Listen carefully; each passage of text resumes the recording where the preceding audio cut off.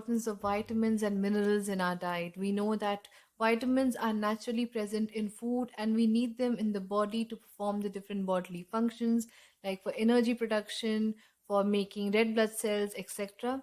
And there are 13 such vitamins, out of which 8 of them make the B group or B complex vitamin. So in today's video, we will be talking specially about the B group vitamins, what are these types and what they do in our body. So let's get started.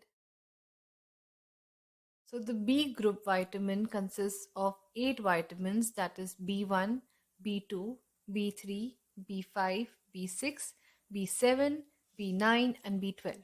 Today we are going to talk about each of these types in detail and understand what are the food sources where these are found, what are the deficiency diseases that can happen, and whether there is a chance of toxicity from these vitamins. So let us first talk about the B1 vitamin, which is the thiamine. Thiamine is known for the conversion of glucose to energy and also plays an important role in your nervous function. The symptoms for having low levels of thiamine in the body include a lack of coordination with your arms and legs, lethargy, muscle weakness, confusion, irritability, and the different food sources for thiamine include there is grains, yeast, legumes, then sesame seeds and nuts are very rich in thiamine. And the deficiency disease of thiamine is called beriberi, and we classify it as wet beriberi and dry beriberi, where dry beriberi is a condition where your nervous system gets affected and wet beriberi is where your cardiovascular system gets affected. Ahead with riboflavin, which is vitamin B2. These are responsible for energy production, for your vision and skin health. You can find these in green leafy vegetables, in milk, egg white, yogurt, cheese, in cereals, in kidney, liver, etc. And the deficiency of riboflavin is ariboflavinosis, which is not very common. It is quite rare, but it can happen in people who have excessive alcohol consumption or those who do not consume milk and milk products. Moving to vitamin B3, which is niacin. These are responsible for energy production, for maintaining a good skin health, for maintaining a healthy nervous system and digestive system. And the different food sources for niacin include meat, fish, poultry, eggs, nuts, basically all protein containing foods, mushroom, etc. And the deficiency disease for niacin is called pellagra, which is found in people who consume a lot of alcohol or who have a diet which is very rich in corn, or a digestive issue where your niacin is not getting absorbed from food. And the different symptoms for pellagra are 3Ds: dementia, diarrhea, and dermatitis. And if it is not treated well, it can lead to the fourth D, which is death. So people consume a lot of niacin containing drugs, thinking that that will increase their niacin level, but this can in turn lead to toxicity because it will increase your blood fat levels, it will have an impact on your brain as well. So it can have damaging effects on your liver, it can cause flushing, itching, and other issues. So do not take any step without consulting your health professional. Now to talk about the pantothenic acid, which is vitamin B5. These have the responsibility for metabolizing carbohydrates, fats, proteins, and alcohol into energy. It is also useful for making red blood cells and for steroid hormone production. You will find these in a wide variety of foods like in legumes, in meat, eggs, in liver, kidney, and nuts. And that is why, since it has a wide range of food sources, it is very rare to see a deficiency of vitamin B5. Vitamin B6 or pyridoxine is responsible for the metabolism of carbohydrates and protein. These are also responsible for controlling some brain functions, for formation of steroid hormones, etc.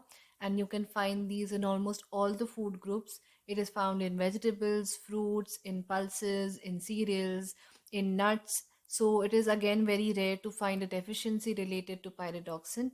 However, people who are more at risk are elderly, or those who have thyroid deficiency, or who have a lot of alcohol, or women who consume a lot of contraceptive pills are more at risk. But high intake of pyridoxine can also damage your nerves.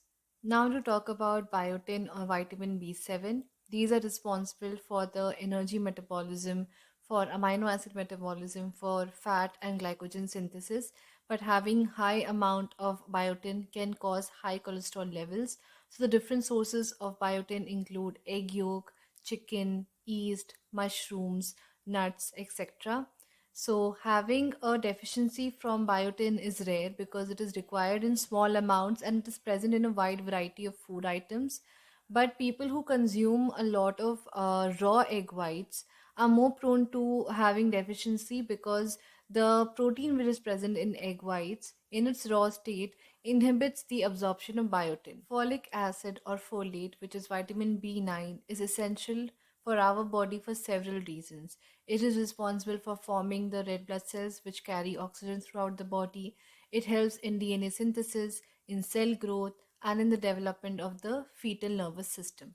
And that is why women who are in their childbearing age should consume a folate rich diet for these reasons. Sources of folate include green leafy vegetables, legume, liver, citrus fruits, cereals, eggs, poultry, etc. And having toxicity of folate is not an issue, but the issue over here is that since vitamin B12 and B9 work hand in hand, having a lot of vitamin B9 can mask the deficiency of B12. So that is why both the vitamins need to be consumed within its recommended amount only and not consumed more in that is in excess. Now to talk about the final B group vitamin, which is vitamin B12 or cyanocobalamine. These are responsible for the production and maintenance of myelin, which surrounds the nerve cells, also for mental ability, for red blood cell formation and energy production. And cyanocobalamine, along with folate, goes hand in hand, and that is why they are very important for our body.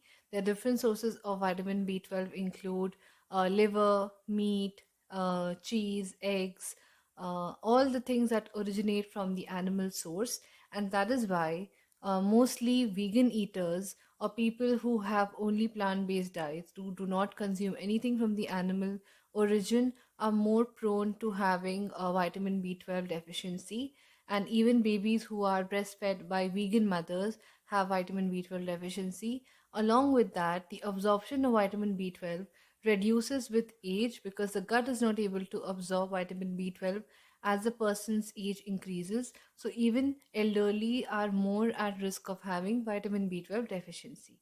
With this, we come to an end to today's episode where we discuss about the different B group vitamins. We talked about their importance in our body, the deficiency diseases, the toxicity, what it can do to us, and also different food sources where you can find them. So do share this with others, help them gain knowledge too. Like, share, and subscribe to our channel. Help us grow more so that we can come up with new content with you every Sunday. Until next time, love, invest, find yourself, and enjoy.